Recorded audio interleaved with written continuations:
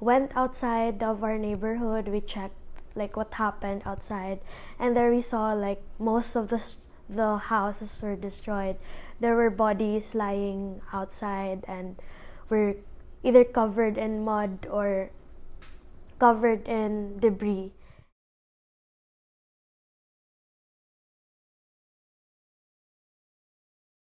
Hi, I'm Dane, and I am from 4BS Management Information Systems, and I am originally from Tacloban City, but after the Typhoon Yolanda, we moved to Leyte. So I'm Ino Victor Salyoman from 4BS Life Sciences, and I'm from Tacloban City in Leyte.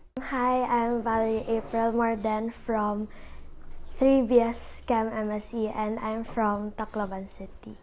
It was my brother's birthday, and we were wondering why the sky was so clear, because it's been in the news that there would be a super typhoon, and we were wondering why the weather was so nice and clear, and we were thinking if it's really, if what would happen, if the typhoon that would come would actually be that strong.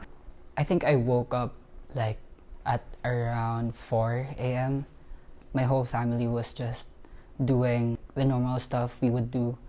So we had early breakfast because we didn't know what time the typhoon would really hit our place. I woke up on the day like around 4 a.m. because the winds were already starting to get stronger, and our family already started also to prepare the stuff. By November 8th, I woke up around 6. Life was pretty much as usual pa. That was until the winds it wasn't sudden, it was a very gradual increase, but the winds did increase so much that we could hear the roofs of our house. I stayed in my mom's room. Everyone stayed in my mom's room because we felt it was the safest place where we could stay.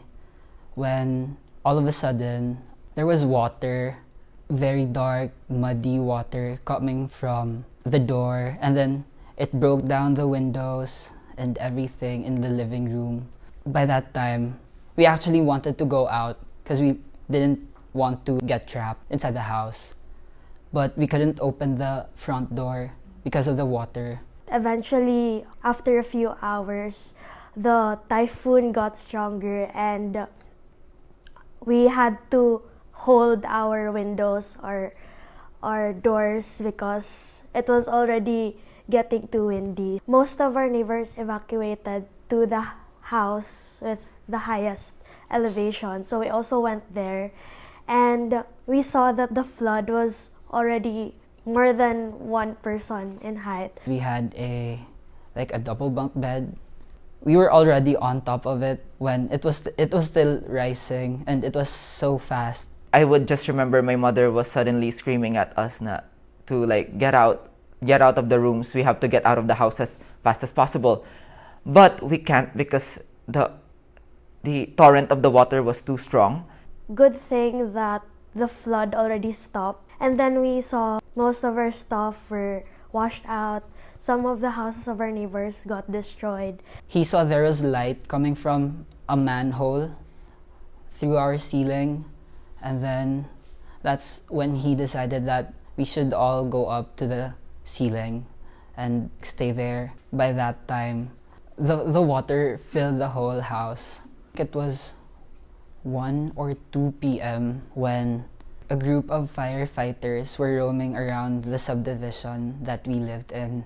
On the way to the hotel, I could already see bodies everywhere. I think they drowned during the typhoon. They were just really scattered everywhere. I would see them in positions unimaginable. I would see them hanging from an electricity post. Some were on the trees.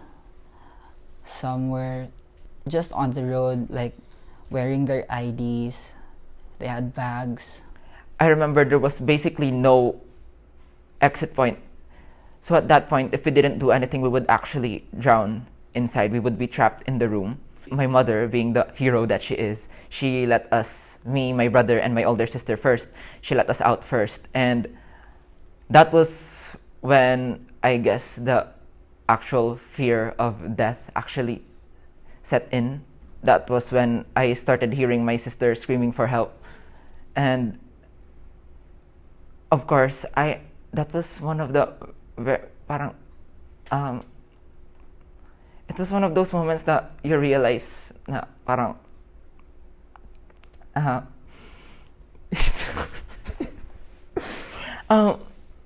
kasi my mother was still back at the house, no? So, and my sister was screaming for help. I literally felt so helpless. I just turned 12 last month.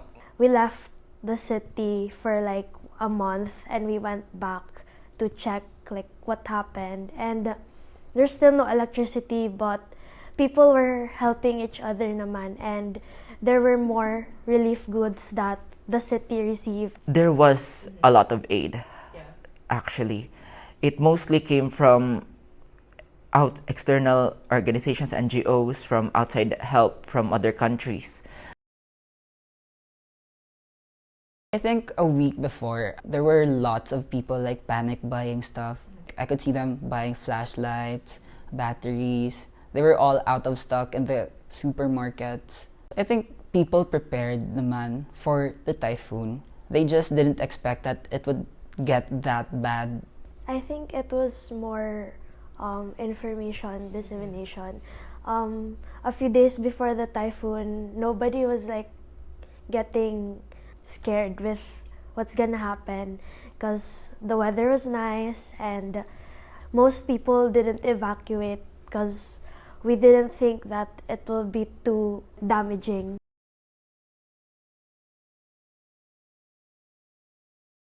Honestly though, some measures were made. For example, in the community that we are living at right now, in Palo, it was known to be a place where a lot of people died because it's also by the sea and it's also low-lying. Before kasi it was just beach and then the community.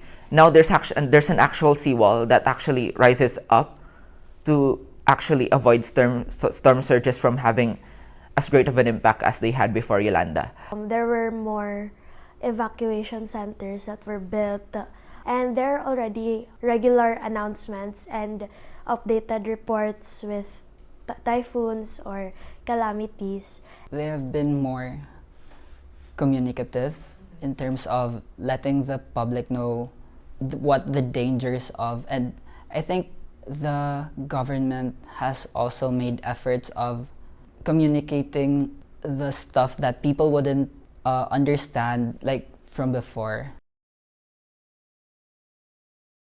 Climate change in general is an issue that people can try to help get rid, but ultimately it's not individual who can create changes in the fight towards climate change. I think those in power, those with big corporations, the world leaders, I think those are the people who can and should do the things that should be done in order to fight climate change. The people in power also aren't exploring more, let's say, natural. For example, the use of mangroves, for example, as storm barriers. They aren't being entertained as much because the notion of progress in addressing climate change is more on infrastructure, more on building and building and building. Basically, it lacks analysis as to what's actually native to the community, what the community actually needs. Now we have to like make sustainable solutions and make the people who are responsible for pollution and other environmental issues accountable with their actions.